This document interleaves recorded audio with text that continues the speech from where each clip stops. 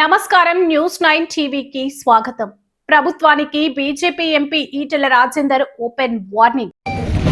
ఇంతకు చెప్పినట్టుగా 22A క్షమాపణ చెప్పడమే కాదు, ముఖ్యమంత్రి రెవెన్యూ మంత్రి ఇద్దరు ఎన్ని లక్షల ఎకరాలు పెట్టిండు, ఎన్ని లక్షల ఇండ్లు దీని పరిధిలోకి వచ్చినాయి, దీన్ని ఎట్లా మీరు ఎప్పటిలోగా బయటేస్తారు తక్షణమే చెప్పాలి. లేని పక్షంలో భారతీయ జనతా పార్టీ ఎంపీలుగా, ఎమ్మెల్యేలుగా, ఎమ్మెల్సీలుగా ప్రతి కార్యకర్తగా ఇవాళ పెద్ద ఎత్తున దీనికి 48 అవర్స్ దీక్షా కార్యక్రమాన్ని కూడా ఇప్పటికీ అనౌన్స్ చేసినాం. దాని తదుపరి ఈ ప్రభుత్వాన్ని భర్తం బట్టి పనిచేస్తాం. నగరాల్లో కాకుండా పల్లెలలో కూడా లక్షల ఎకరాల భూములు 22A కింద పెట్టింది. ఈ 22A కింద పెట్టడం వల్ల లక్షల మంది వాళ్ళ ఇళ్ళ యజమానులు హక్కులు లేకుండా పోయింది. ఆయన అంటున్నాడు సింపుల్గా అనుకోకుండా జరిగింది, మేము సారీ చెప్తున్నాం, లేదా ఇది పొలిటికల్ లీడర్లు పనిలేని వాళ్ళు కొంతమంది అనవసరం రాద్ధాంతాలు చేస్తున్నారు, ఇది కుట్ర జరిగిందని చెప్తారు. ఇవన్నీ బక్వాస్ బంద్ పెట్టి, ఈ మాటలన్నీ బంద్ పెట్టి దీనికి నిజంగా అధికారులు బాధ్యత అధికారులను వెంటనే బర్తరఫ్ చేయాలి. ఒకవేళ అధికారులు కారణం కాక మీరే ఇంకేమైనా చెడు బుద్ధితో ఇట్లాంటి పిచ్చి పని చేసినాక ఉంటుంది, ప్రజలకు క్షమాపణ చెప్పడం కాదు. మేము 24 గంటలలో 48 గంటలలో మేము పెట్టిన రికార్డుకి ఇది అని ఏ ఎంఆర్ఓకి ఆ ఎంఆర్ఓ ఇప్పుడు మాకు చెప్తా ఉన్నారు. ఎంఆర్ఓ ఆఫీస్కి పోతుంటే మీ భూములు పట్టా భూములు అనడానికి ఆధారాలు లేవు, ఇవన్నీ కూడా చెరువు చికం భూములని, లేదా అసైన్మెంట్ భూములని, యుఎల్సి భూములని, దేవాలయ భూములని ఇట్లా చెప్తాను. కాబట్టి మీరే మీ ఒక ఆదేశం ఇవ్వండి, మీ కలెక్టర్లకు ఒక ఆదేశాలు ఇచ్చి ఏ ఎంఆర్ఓ పరిధిలో ఎంత భూములు ఎన్ని ఇట్లా వచ్చినాయో తక్షణమే దీన్ని తొలగిస్తున్నామని చెప్పి స్టేట్మెంట్ రావాలి తప్ప, లేకపోతే తప్పకుండా ప్రజా ఆగ్రహానికి గురికాక తప్పదని చెప్పి హెచ్చరిస్తా ఉన్నా. మీ మాటలు ఇవాళ తెలంగాణ ప్రజలు విశ్వసించే పరిస్థితి లేదు. మీ మాటలన్నీ కూడా ఇక నేను మాట్లాడితే మీకు బాధ అనిపిస్తుంది. ఇవాళ మీకు బాధ్యత ఉన్న నాకు మంత్రులుగా మాట్లాడుతున్నట్టు కనపడతలేదు, బాధ్యత లేని వాళ్ళుగా కనపడతా ఉంది. కాబట్టి తక్షణమే ఈ సమస్య పరిష్కరించాలని చెప్పి కోరుతాను, లేకపోతే ప్రజాక్షేత్రంలో నీ భర్తం పడడం పక్క.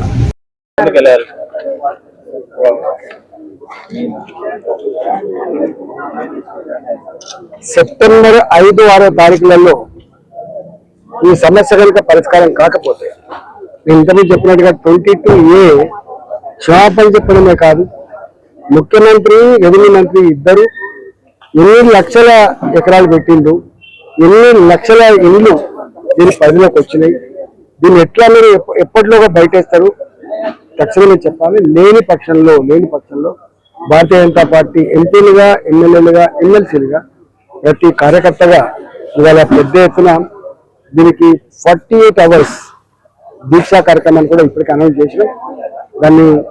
దాని తదుపరి ఈ ప్రభుత్వాన్ని భర్తం బట్టి పనిచేస్తాం. పిల్లలందరూ బయట చదువుకుంటానికి వెళ్ళిపోతున్నారు, బయట ఉంటున్నారు. ఇక్కడ ఉండేదానికి భార్యాభర్త లాస్ట్ లో ముసలాళ్ళు అయిపోయినా కొంతమంది చనిపోతున్నారు, కొంత బతికుంటున్నారు. ఏ ఆస్తులన్నీ ఇక్కడ చూసుకుంటానికి ఎవరో వస్తున్నారో ఎవరో వెళ్తున్నారు.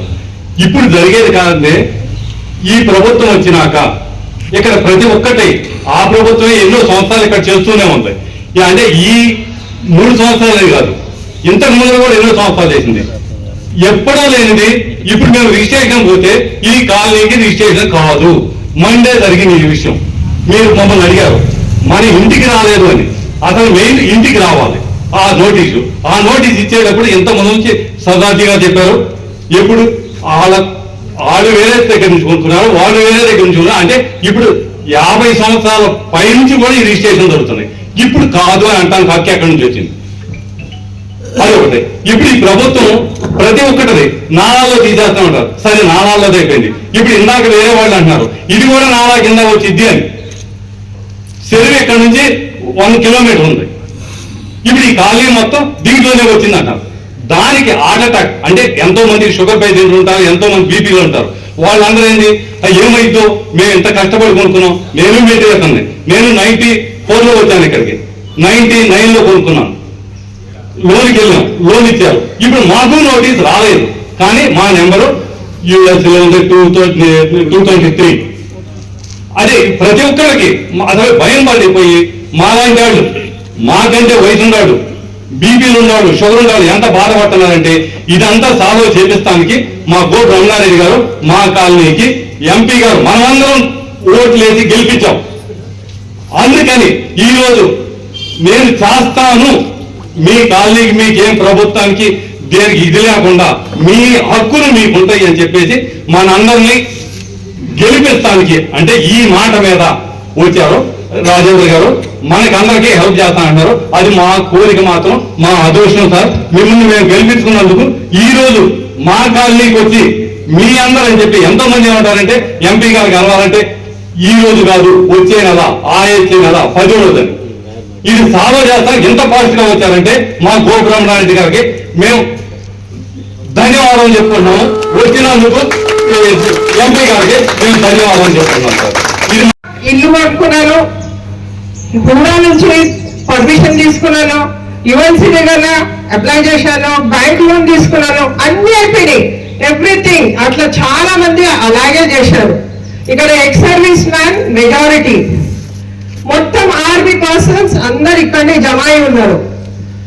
అయితే ఇప్పుడు ఇక్కడ ఆర్మీ వాళ్ళకు ఎగ్జామ్షన్ కూడా ఉంది, మిగతా వాళ్ళందరూ ట్యాక్స్ కట్టుకుంటున్నారు. ఇప్పుడు మకర్కి సార్ చెప్పారు 68, 76 ఇవన్నీ పీరియడ్స్.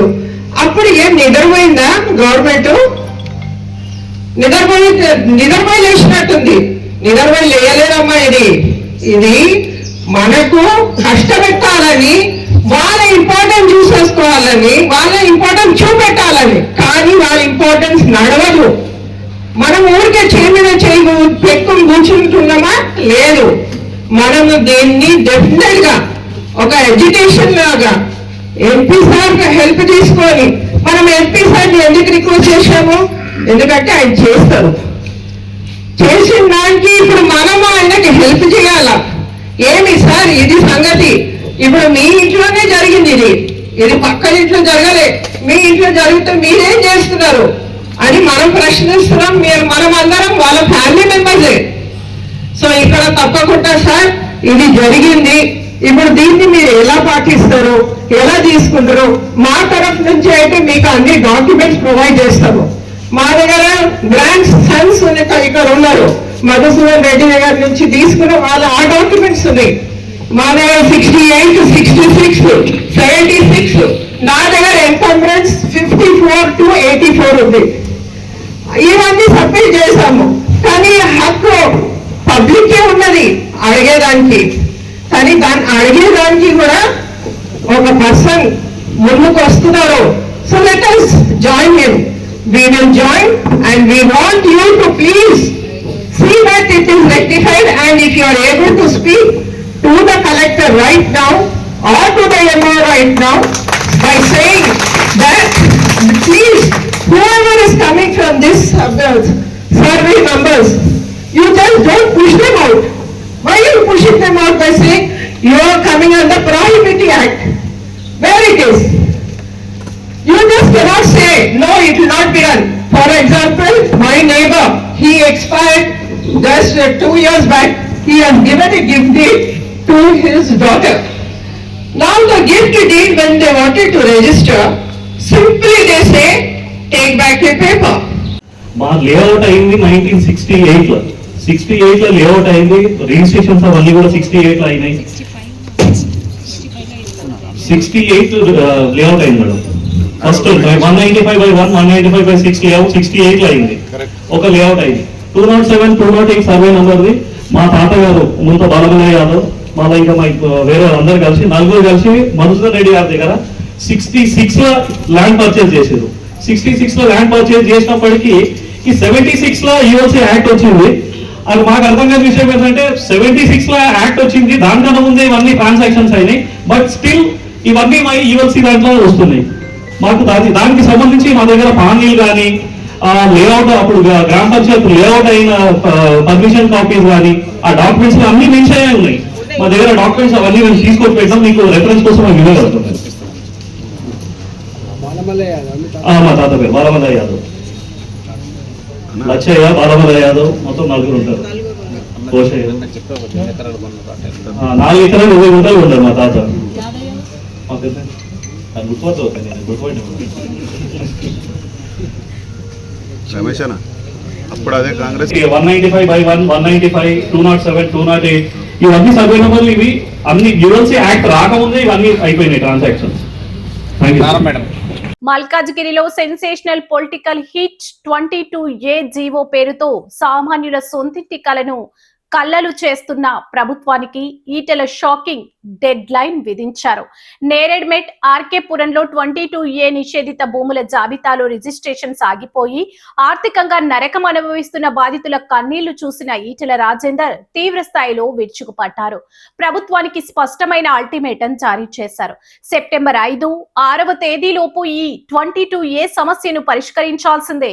లేని పక్షంలో బీజేపీ ఎంపీలు, ఎమ్మెల్యేలు, వేలాది మంది కార్యకర్తలతో కలిసి ఏకంగా 48 గంటల పాటు ప్రభుత్వాన్ని స్తంభింపజేస్తామని సంచలన హెచ్చరిక జారీ చేశారు. ఈటల ఇచ్చిన ఈ 48 అవర్స్ నాన్ స్టాప్ వార్నింగ్ లో రాజకీయ వర్గాల్లో ఒక్కసారిగా ప్రకంపనలు రేగుతున్నాయి. మరి ప్రభుత్వం దిగి వస్తుందా లేక మల్కాజ్గిరి రణరంగాన్ని తలపిస్తుందా? మరిన్ని తాజా వార్తల కోసం చూస్తూనే ఉండండి News9 TV.